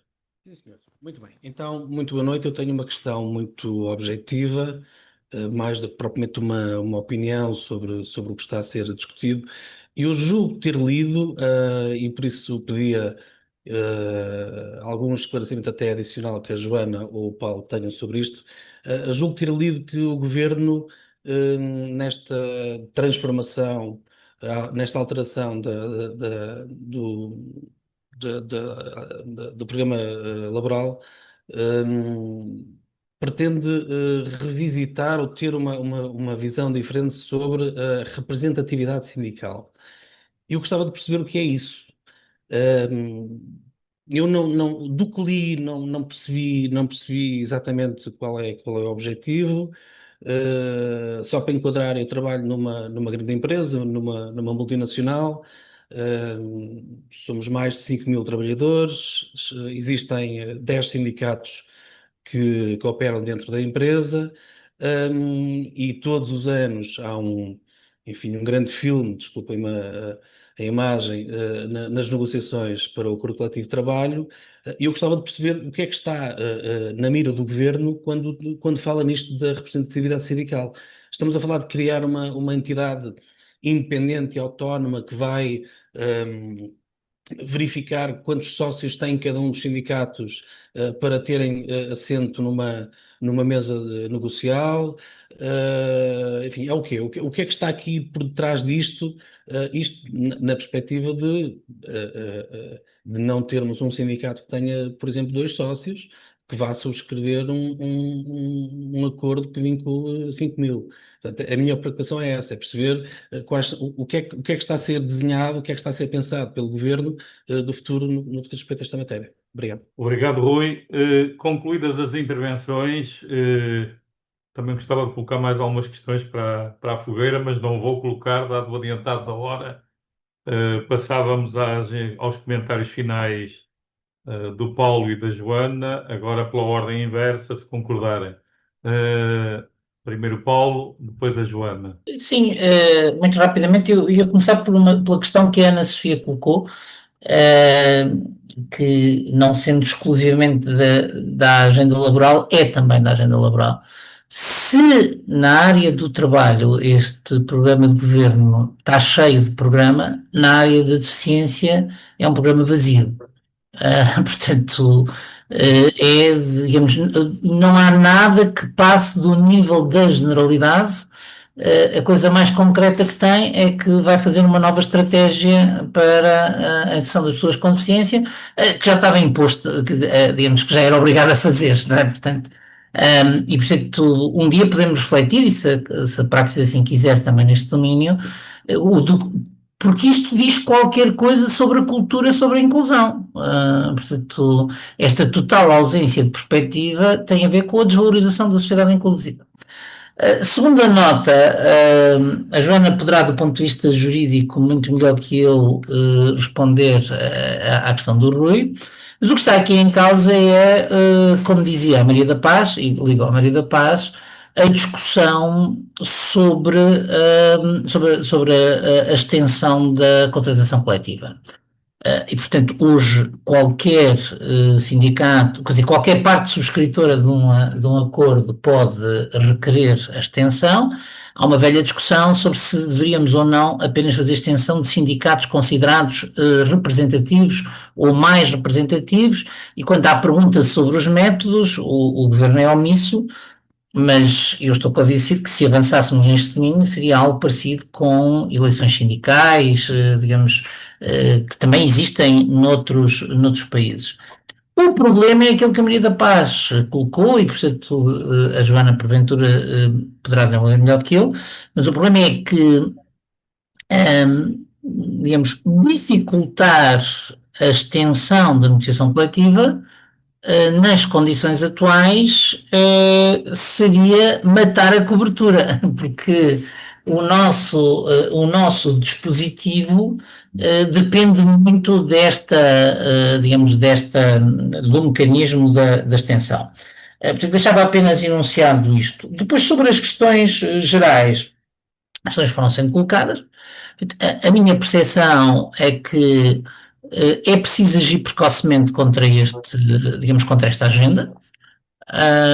Também disse, não foi repegado, mas do meu ponto de vista é importante, que estou convencido que digamos, o Primeiro-Ministro não rasga as vestes por este tópico se sentir que ele lhe é eleitoralmente difícil, mas é Ministra rasga, e portanto há aqui um debate que é também uma luta político-intelectual, digamos assim, com alguém que sente que tem aqui a oportunidade da sua vida de realizar o seu programa pessoal.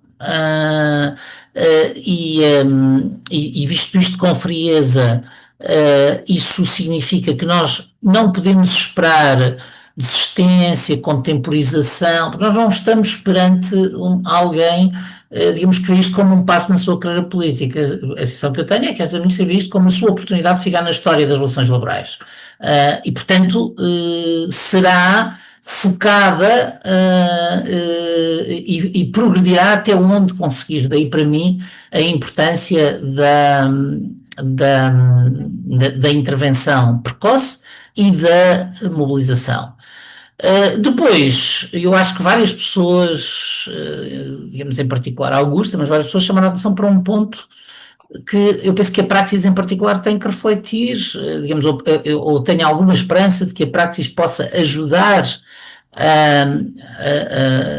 a mudar as coisas, que é tudo isto, toda esta ofensiva acontece numa fase em que não há,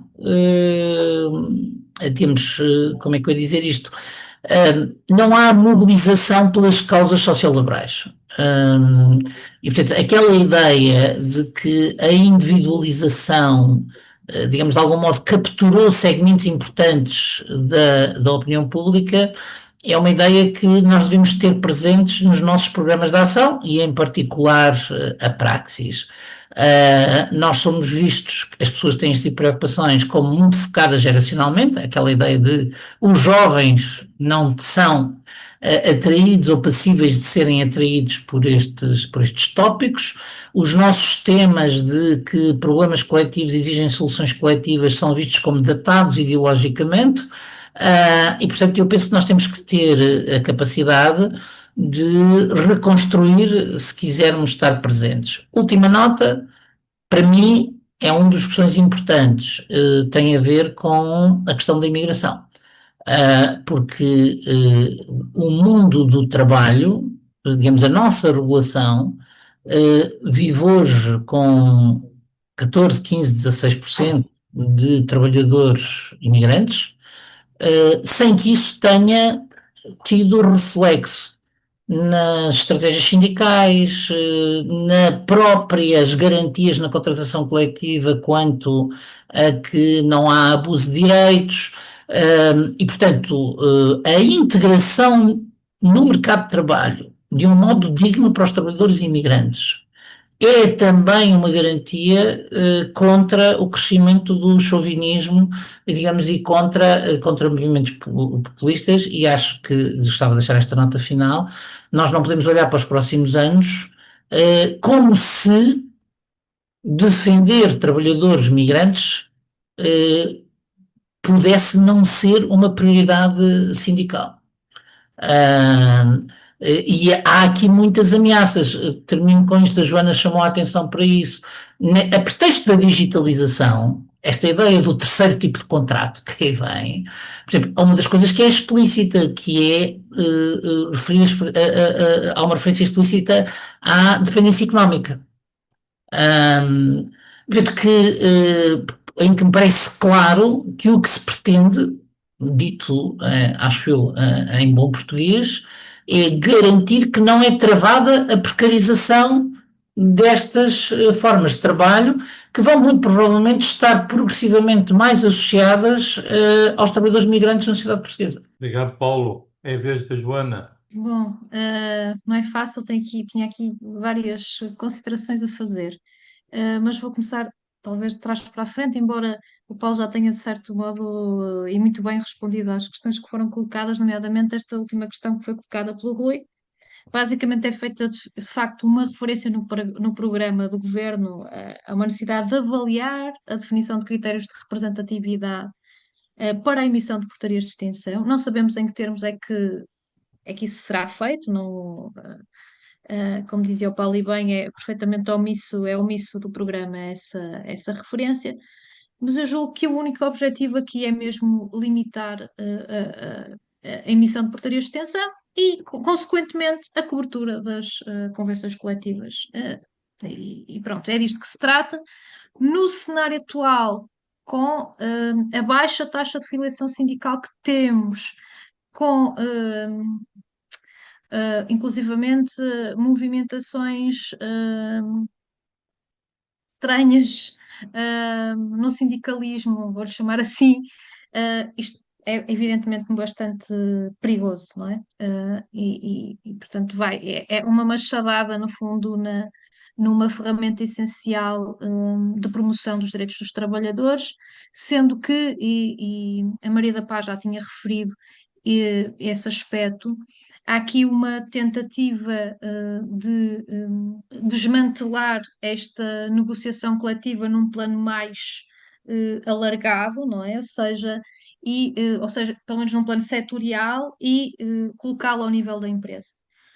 O que obviamente, e a Ministra do Trabalho ainda recentemente fez essa referência como uma aproximação às necessidades específicas da empresa, quando o que está aqui subjacente é esta desorganização e desestruturação da contratação coletiva a um nível mais macro, digamos assim. E, portanto, lá está. É de facto uma visão do trabalho, também já foi aqui dito, é uma visão. Eu queria acrescentar só aquilo que dizia o Paulo sobre o Ministro do Trabalho. Eu acho que ela quer o seu código do trabalho, ela quer. Acho que é uma espécie de sonho, que é ter o seu código de trabalho. Isso implica uma alteração de fundo. E, portanto, ela vai tão mais longe quanto lhe for possível ir, a menos que, de facto, as centrais sindicais e consigamos, as centrais sindicais e também se consiga ganhar na opinião pública a percepção de que isto introduz retrocessos. E é preciso essa sensibilização, porque de facto, e isto também foi dito por mais de uma pessoa nas suas intervenções, sobretudo nos mais jovens, estas ideias de flexi-segurança, de flexibilidade, são simpáticas. Eles associam esta flexibilidade à possibilidade de terem maior flexibilidade, maior disponibilidade de tempo para realizar as atividades que querem fazer, a ideia de redução dos horários. E isto cria também uma grande segmentação do mercado de trabalho entre trabalhadores que estão numa posição um pouco mais privilegiada, mais qualificados, e os trabalhadores mais desqualificados ou com trabalhos mais indiferenciados, nomeadamente os trabalhadores imigrantes. E isto, portanto, esta sensibilização para o interesse coletivo é uma batalha importante de travar neste momento e muito difícil, porque, como dizia o Paulo, está muito datada, está associada a alguma coisa muito ideológica e ultrapassada, e que é fundamental que se consiga ganhar essa maioria social em torno disso. E, inclusivamente em relação às greves, porque estas greves da CP que se referou aqui, estas várias greves da CP, foram altamente impopulares. Isto é que é verdade. E não se conseguiu, por várias razões, ganhar a generalidade da população para a ideia de que era uma greve justa, legítima, com reivindicações válidas, etc. E isto é preocupante, isto tem que ser pensado, porque isto é fundamental. Porque, de facto, o Primeiro-Ministro encontrou aqui uma brecha extraordinária para deixar passar alguma coisa que, na percepção popular, até pode ter vantagens. Porque protege os mais vulneráveis e é evidente que para pessoas que vão trabalhar todos os dias, que se levantam muito cedo para ir trabalhar, não ter um transporte público para se deslocar é dramático. É dramático também do ponto de vista laboral. E, portanto, nós temos que ter esta noção é fundamental quando fazemos este debate. Parece-me a mim. Depois, em relação àquilo que dizia a Ana, e o Paulo também comentou, de facto, o programa de governo é completamente omisso em relação à proteção das pessoas, dos trabalhadores com deficiência e das pessoas com deficiência em geral. Não tem de todo uma preocupação com uma sociedade inclusiva e isso é bastante claro. E, portanto, obviamente que estas alterações a vingarem vão deixar mais vulneráveis aqueles que já eram vulneráveis ou que já estavam numa condição vulnerável porque não foram feitas alterações sistémicas que permitissem a sua integração em condições de igualdade com os outros. E, portanto, vai potenciar, obviamente, situações de discriminação em razão de vários fatores. Depois, queria só fazer aqui uma menção a uma intervenção, a um aspecto que referiu o José Castro sobre a alteração às regras da contratação pública para evitar, no fundo, o chamado dumping social, que é algo que já vem, que foi algo que foi muito debatido no período da geringonça.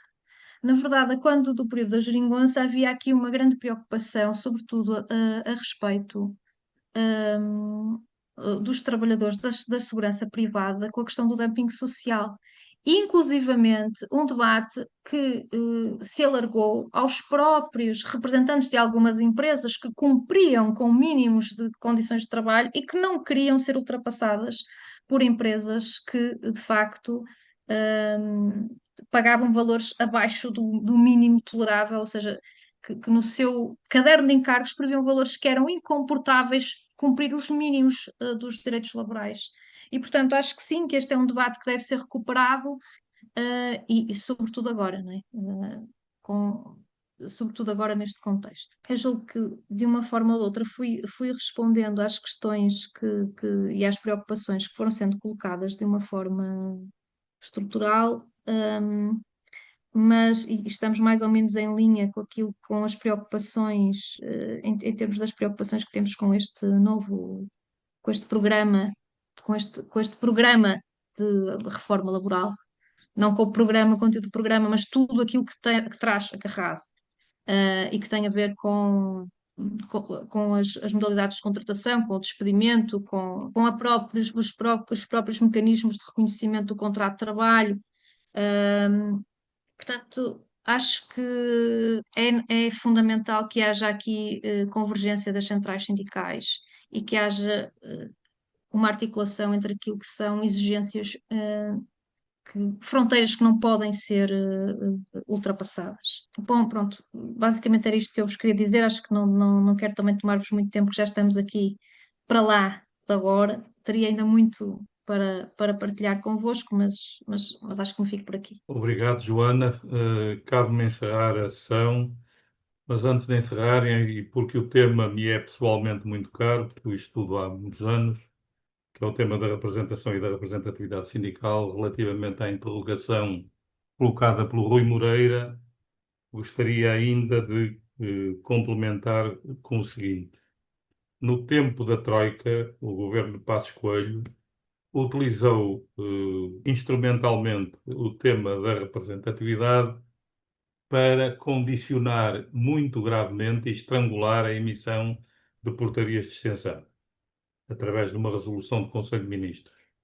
Aquilo deu tanto barulho, incluindo por parte da Confederação Sindical, que se sentiu fortemente lesada e que tinha assinado o acordo de concertação social nesse período da Troika, ou GT, que encontraram depois um compromisso e um expediente em que remetiam para uns vagos cálculos de representatividade das associações patronais, de modo a alargar os critérios e facilitar a emissão de portarias de extensão. É de temer que o texto que está neste momento no programa do governo tenha mais a ver com isso do que com a vontade sincera de criar um sistema de aferição da representação e representatividade sindical, que eu seria o primeiro a saudar, independentemente de ser adversário político deste governo.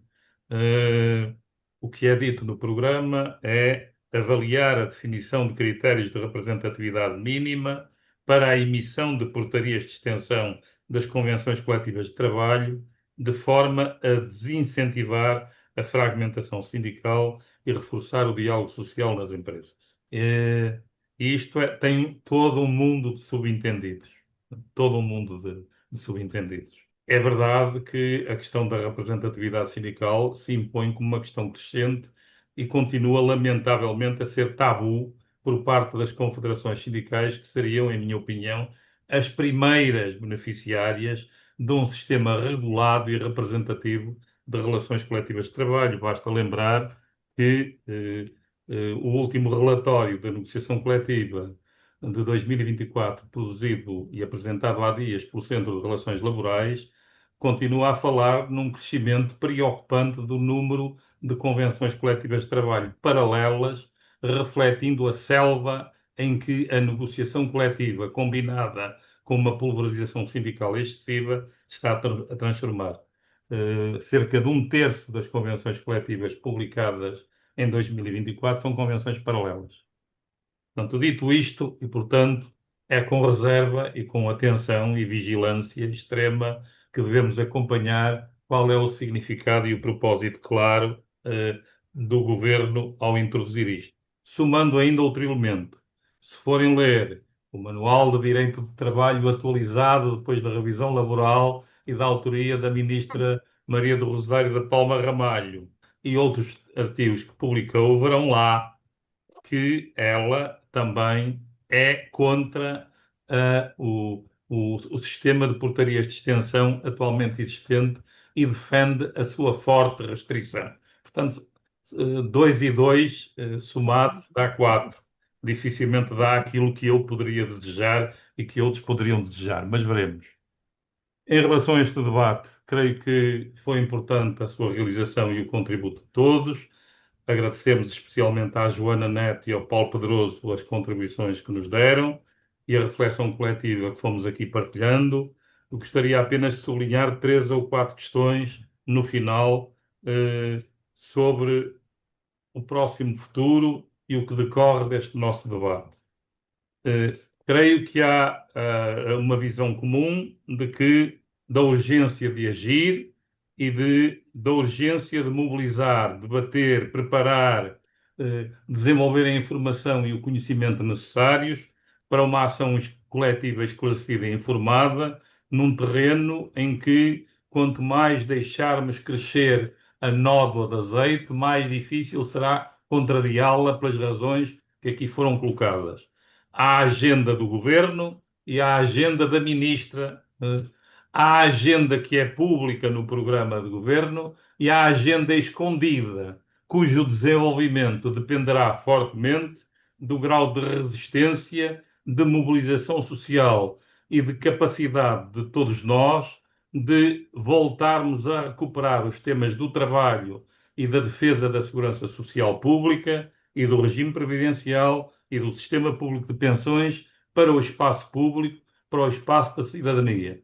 E que dependerá também fortemente, como aqui foi dito, da capacidade do movimento sindical de superar velhos traumas, ódios e azedumes passados 50 anos, compreender a gravidade e a dimensão dos perigos e ameaças que o mundo do trabalho e os seus direitos enfrenta e que tamanhas ameaças e com tanta força que os nossos adversários têm no plano político e parlamentar e com o mundo do trabalho tão fragmentado, dividido e com as solidariedades de classe em baixo, ou há um grande esforço de convergência e de mobilização de tudo e de todos, ou dificilmente poderemos resistir ao programa visível e ao programa escondido que irá sendo desvelado e revelado à medida que forem capazes de avançar. E naquilo que ainda está escondido ou apenas aflorado no programa de Governo, eu gostaria de lembrar que, além de numerosas medidas que já aqui foram abordadas e ligadas a todo o tema da flexibilização e da liberalização das relações de trabalho, estão também os temas da segurança social, designadamente em 2 áreas de que o Governo não fala diretamente no programa, a não ser numa delas, quando fala em estimular os sistemas complementares de reforma, mas sem dizer o mais importante, é o seu propósito e a sua simpatia por ultrapassar a linha de fronteira que separa sistemas complementares de reforma, designadamente suportados na negociação coletiva, de base voluntária, de sistemas complementares de reforma, de base obrigatória, imperativa e destinadas, por essa via, a acelerar a alimentação do mercado de capitais e a penetração do mercado de capitais no sistema de pensões. A outra é que, por ser uma medida aparentemente técnica, mas é uma escolha política de largo alcance, o governo sabe que não pode atacar a ideia da sustentabilidade e da saúde financeira da Segurança Social sem primeiro pôr em causa a sua credibilidade.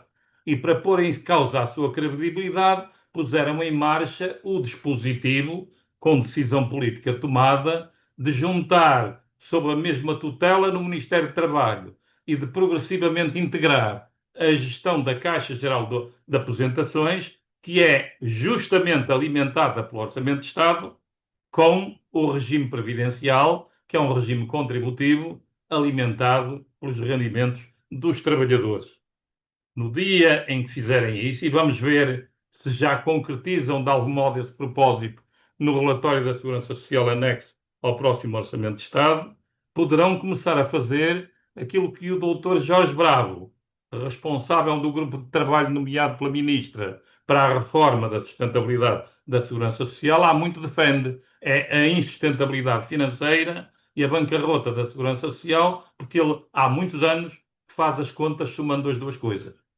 Ora, o regime previdencial está de boa saúde e recomenda-se, tem uma almofada financeira que dá para pagar as pensões durante 2 anos, mesmo que não entrassem as contribuições, mas a Caixa Geral de Aposentações é um regime completamente diferente que depende do Orçamento de Estado. E, portanto, eles precisam de mudar os números e a percepção pública para depois desencadearem linhas de ataque que para já estão ainda nas gavetas e nos propósitos não confessados. Dito isto, por tudo isto, eu creio que o que aqui foi dito sobre a importância do sindicalismo e o mundo do trabalho se reinventar, a recuperar e reforçar e reconstruir os laços com a sociedade, com os movimentos sociais, com o espaço da cidadania, o irmos para o espaço público, o cada um de nós também fazer aquilo que está nas suas mãos, fazer e agir. Todos nós podemos fazer alguma coisa nas instâncias onde intervimos. É fundamental, creio que saímos daqui com ideias mais claras sobre a gravidade e a dimensão das ameaças, dos propósitos e da estratégia do governo. Agora, trata-se de levarmos a sério aquilo que cantava Geraldo Vandré numa canção que muitos de nós recordam e cantaram, para que não digam que não falei de flores, e que tem um verso muito bonito, que para mim é também um lema de vida, que é: vem, vamos embora, que esperar não é saber. E o mais importante, quem sabe faz a hora, não espera acontecer. Não esperemos nesta matéria por todas as razões que já aqui debatemos. Quanto à praxis, certamente que deste debate vamos concretizar depois um documento de trabalho que será uma primeira abordagem exploratória deste tema que será partilhado. Certamente a praxis também, aprendendo com este debate, vamos todos ter que refletir sobre o que é que podemos fazer mais, não só na linha da resistência, mas também na linha da proposição do nosso projeto e das nossas propostas para um trabalho mais digno, mais decente e para a defesa da segurança social pública. E certamente vamos continuar todos juntos a procurar juntar forças para enfrentar esta grande ameaça que pesa sobre o mundo do trabalho português e que está dissolvido neste momento no programa de governo e noutras coisas, como aqui vimos. Boa noite, obrigado a todos. Ficamos hoje por aqui. Vamos continuar de muitos modos este debate e a pensar também nas formas de ação coletiva.